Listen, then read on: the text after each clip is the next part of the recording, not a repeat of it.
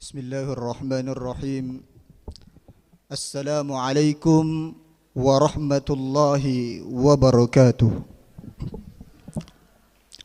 Alhamdulillahi ala tamam fi abrakil awqati wal ayyam wa akmalus salatu wassalam ala nabiyil ashrafil anam wa alihi wa sahbihil kiram wa kulli ummati ala dawam. Tiada kata yang pantas keluar dari lisan kita, lisan yang tak bertulang ini, lisan yang lebih banyak berkata sia-sia dibandingkan perkataan kalimullah, maka tak beradablah bila yang pertama kali keluar dari lisan kita ini bukan puji syukur kehadirat Allah Subhanahu wa taala. Sebab Allah Subhanahu wa taala memberikan kita begitu banyak nikmatnya, di antaranya yaitu nikmat kesehatan dan kesempatan sehingga kita bisa berkumpul di tempat yang penuh mubarakah ini. Salawat serta salam tak lupa kita kirimkan ke haribaan junjungan besar kita Nabiullah Muhammad sallallahu alaihi wasallam. Allahumma salli ala sayyidina Muhammad. Allahumma salli alaihi. Beliau adalah khairul khalqi, beliau adalah sebaik-baiknya ciptaan, wa khairus syafi', dan sebaik-baiknya yang memberikan syafaat. Oleh karena itu, semoga kita termasuk dari golongan-golongan yang mendapatkan syafaatnya beliau kelak di yaumil qiyamah. Amin amin Allahumma amin. InsyaAllah pada kesempatan kali ini di tempat yang penuh mubarakah ini, izinkan kami menyampaikan tausiah dengan tema memperbaiki hubungan di antara manusia. Dewan Hakim yang kami ta'zimi dan dirahmati oleh Allah Subhanahu wa taala, para pendengar radio RRI dimanapun berada yang sama-sama dirahmati oleh Allah Subhanahu wa taala. Di dalam kitab Risalatul Mu'awwanah karangan Al-Habib Abdullah bin Alwi bin Muhammad Al-Haddad Al-Hadrami Asy-Syafi'i, kata beliau, wa alaika bita'alufi baina qulubil mu'minin wa tahbibi ba'duhum ila ba'din. Kata beliau, harus bagimu, harus bagi kita semua, yaitu mempererat hubungan kepada sesama mukmin dan menanamkan cinta. Dengan apa? Biizharil mahasini wa sitril qabaih, yaitu dengan menampakkan atau menebar kebaikan-kebaikan dan menutup keburukan-keburukan atau aibnya saudara kita, sehingga apabila mereka memiliki aib tidak kita gibah, sehingga bisa terjalin ketertarikan atau semakin memperkuat hubungan kita kepada sesama mukmin.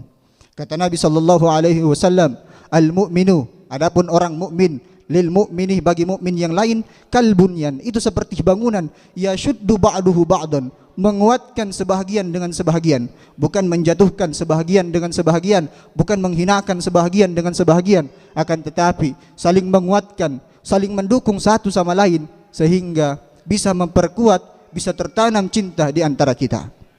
Kita semua ini dianjurkan atau diperintahkan oleh Allah Subhanahu wa taala untuk memperbaiki hubungan, baik hubungan kita dengan orang lain maupun hubungan orang lain dengan orang lain sekalipun. Allah Subhanahu wa taala berfirman di dalam Quran surah Al-Hujurat ayat 10, innamal mu'minuna ikhwatun, sesungguhnya orang mukmin itu bersaudara. Sebab karena kita bersaudara, fa aslihu, maka damaikanlah, baina akhawaikum, di antara dua saudara yang berselisih.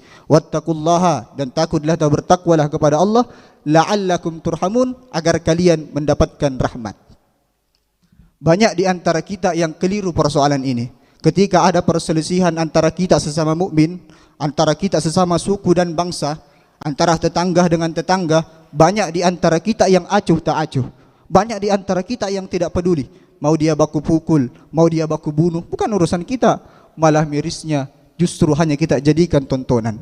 Padahal seharusnya kita menjadi penengah, kita mengislahkan, mendekatkan antara hati yang saling menjauh, menyatukan kembali pemikiran-pemikiran yang saling bertolak belakang, bukan malah membiarkan dengan dalih bukan urusan kita.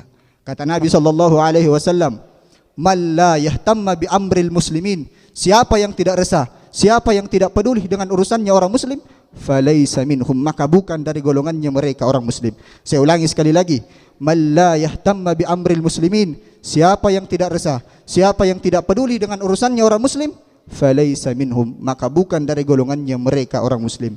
Jadi keislaman atau keimanannya itu masih dipertanyakan. Perlu kita ketahui, memperbaiki hubungan dua orang yang berselisih itu merupakan sedekah. Di dalam kitab Riyadhus Shalihin dari Abu Hurairah, ya'dilu bainal isnaini shadaqatun, Mendamaikan hubungan dua orang yang berselisih itu merupakan sedekah. Jika mendamaikan hubungan dua orang yang berselisih itu merupakan ibadah atau pahala, berarti sebaliknya, ketika kita ifsadu zatil bain, ketika kita merusak hubungan di antara manusia, berarti kita melakukan yang namanya dosa. Di antaranya yang dapat menyebabkan perpecahan di antara kita, pertama adalah namimah. Apa itu namimah? Namimah itu antan kila kalama insanin, engkau mengutip, engkau menukil perkataannya manusia li insanin kepada manusia lain, taqsudu bizalika, bertujuan kau kutip perkataannya si A ke si B, fasadan bainahuma, untuk merusak hubungan keduanya. Praktik namimah atau adu domba ini sudah sangat masyhur terjadi di masyarakat kita.